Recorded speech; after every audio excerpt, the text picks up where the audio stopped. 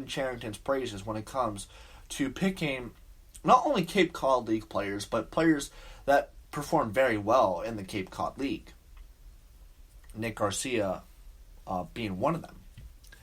Nick Garcia should be a very easy sign out of Chapman, but regardless of that point, you like to see some of the comps of him. And again, he is a projectable pitcher. A guy, projectability is what Cherington likes. And just taking a look back at his pitch mix, I mean, he tops out at 97, 98. And some even think that his fastball grade, which MLB Pipeline currently has at 60, could get up to 70 or even 80. That would mean Nick Garcia has the potential to have one of the best fastballs in all of baseball. I mean, I would like to see that coming out of the Pirates rotation in a couple years, wouldn't you? And his two breaking pitches, he throws a cutter and a slider. Both are in the 80s. His cutter's a bit faster than his slider, topping around 88, 85, 88. And the slider's 83 to 85. And again, both are usable pitches. MLB Pipeline grades at 50.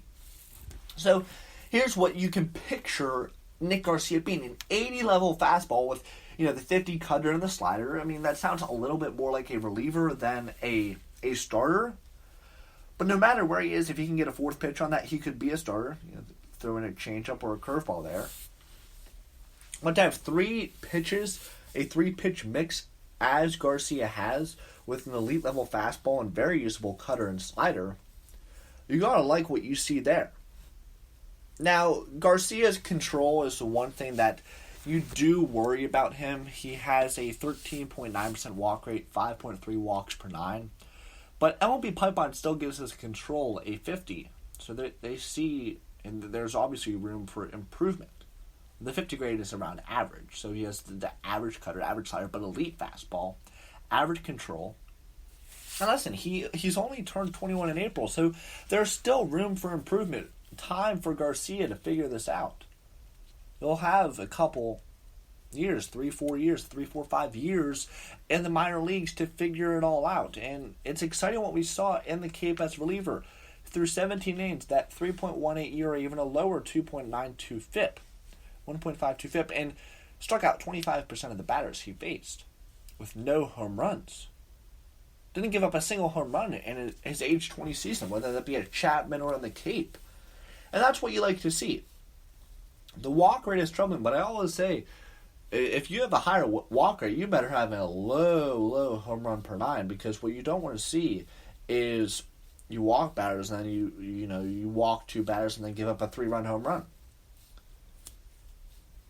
If he can get that control harnessed, if he can continue to develop his fastball and his cutter and his slider, most importantly the control on both pitches, Nick Garcia has the potential to be that Jordan Zimmerman. Has the potential to even be a John Smoltz. That is what Nick Garcia can bring to the table. And obviously, that puts a lot of pressure on the 21-year-old, on the kid. But here's the thing. I think he can live up to that bill. I think Nick Garcia can.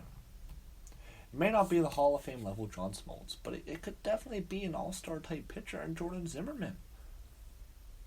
I mean, it's 6'4", 215. He's a presence out there on the bump. A whole 2 inches taller than Jordan Zimmerman. He's obviously going to add weight to the 215 body. Ryan Presley, another guy is comparable to 6'3", 210. I mean, still, too, he's ranked the 70th prospect. We took him 79. I know Fangraphs had him at 86, but overall still an under-the-radar prospect that the Pirates were able to go out and get. A college arm. That's what you love about this draft.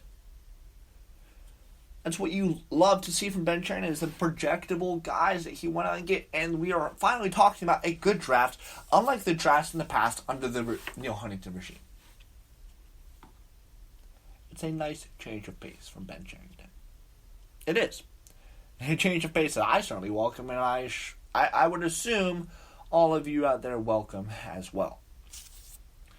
Welcome into the Ben Cherington draft era. It's nice to meet all of you. Good stuff from Charrington. We were going to dive into another draft pick here to close out the show. But taking close looks at guys like Hartman, taking close look at guys like Garcia, you can't help but get excited, get giddy a little bit, you know? Let's go. The Pittsburgh Pirates have chosen high school pitcher Jared Jones with their first pick in the second round.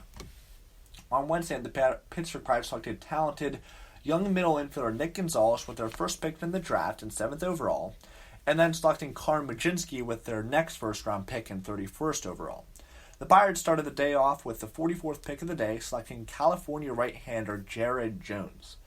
The Pirates picking Jones with the 44th overall pick in the draft is a bit of a surprise. MLB Pipeline ranked him as the 55th best prospect in baseball, with Fangraphs placing him at 91. Regardless, it doesn't mean Jones isn't a talented young pitcher.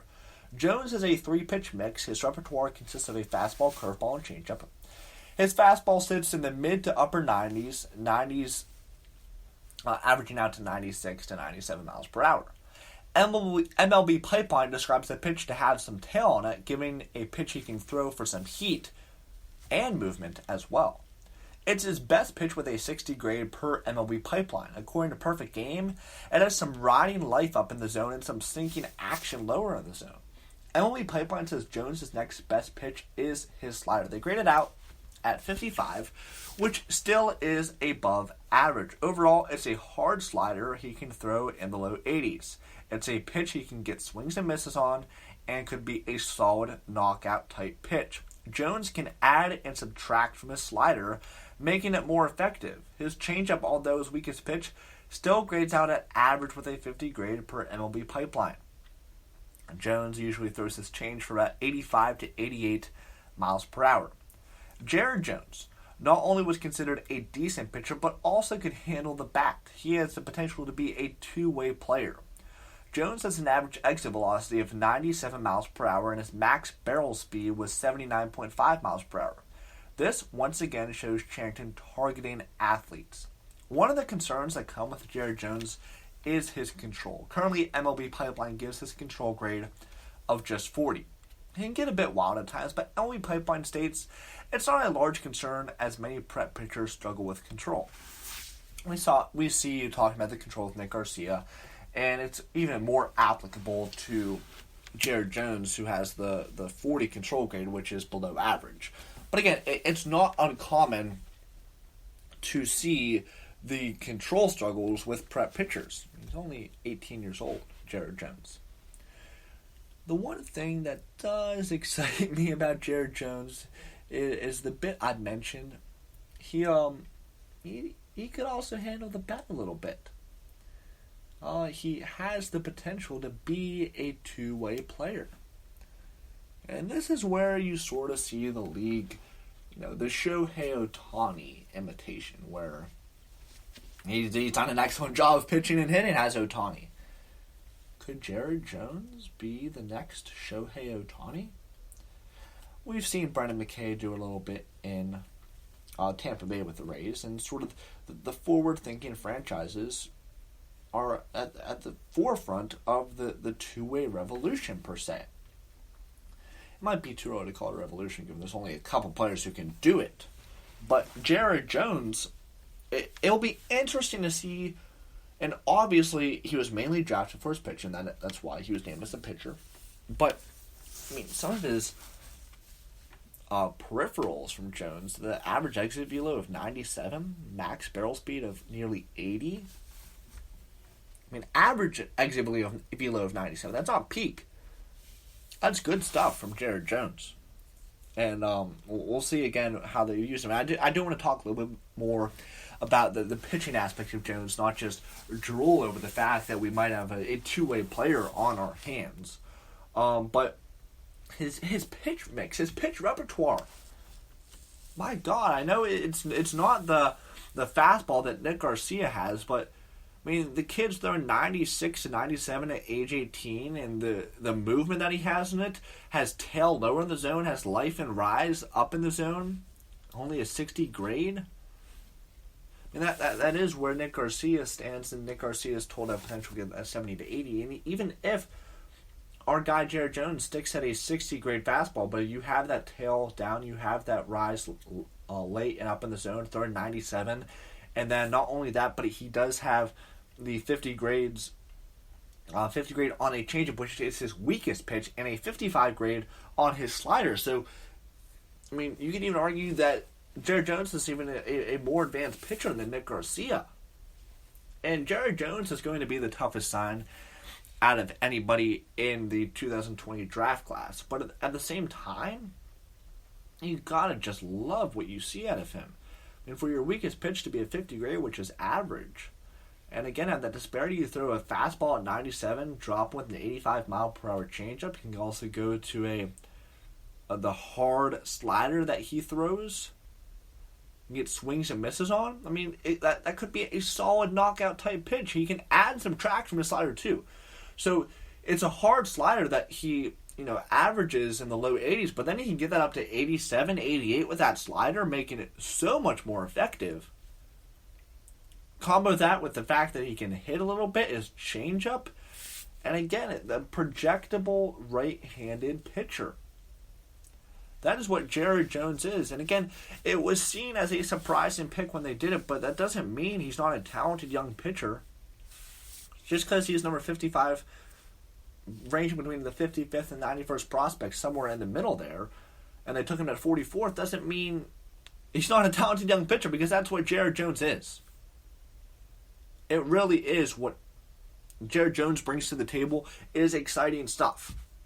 And when you look at the pitchers of this draft class, we've went through Jack Hartman, we've went through Nick Garcia, now going through Jared Jones. I know we're going to run out of time here to get to Carm Majinski and Hoffman. But when you look at those three, it's sort of the sandwich picks there, rounds 2, 3, and 4.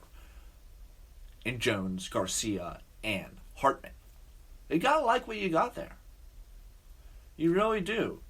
And Hartman, you have a potential back end of the bullpen type arm. And Garcia, I'd imagine he start off as a starter, but he has experience doing both. And John Smoltz comparison. And then Jared Jones, you just have a guy that can go carve up and also potentially be a two-way player. I mean, what don't you like about these guys? And again, it may be presumptive of me to get so excited and give this an A+ grade, but it's what you do after a draft. Come on. And at the same time, we're not going to be able to effectively grade this until a couple years down the road. But I like what I'm seeing so far. I really do. And I mean, Carm Majinski speaks for himself, and Logan Hoffman, when we talked about the 0 ERA, 0 in 28 innings. I don't know how many times I have to say 0. But, hey, it's really good stuff from Ben Cherington, and I'm excited. I don't know who I'm most excited about. I mean, Nick Garcia, Jared Jones, two-way. Carm Majinski, Nick Gonzalez, 0 ERA, Hoffman, Jack Hartman back into the bullpen. I mean, could go on and on about these guys. We're winding down here on bucco-booth, but I mean, my goodness.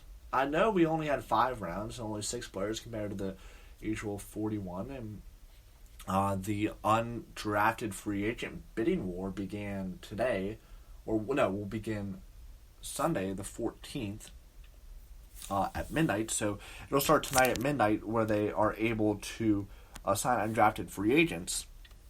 The one guy that I wanted to target is Cale Emshoff, catcher. I was expecting them to draft a catcher with one of their 6 picks, but they didn't. Anyway, that's just going to about do it for our show this morning. Switch it from the regular noon time, 10 a.m. if you're listening live. Appreciate all of you for tuning in. It has been another fun episode. We'll continue to do this every week. Generally, it will be at the noon time frame. If you do want to listen live, the link is in the bio at Bucks Dugout on Instagram. Please give that a follow.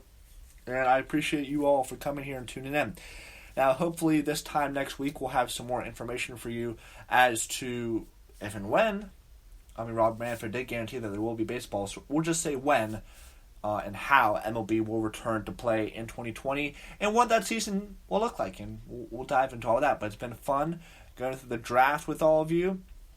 And one last time, have a great weekend and a great week, everybody. Nick Gonzalez, Carmen Machinsky, Jared Jones, Nick Garcia,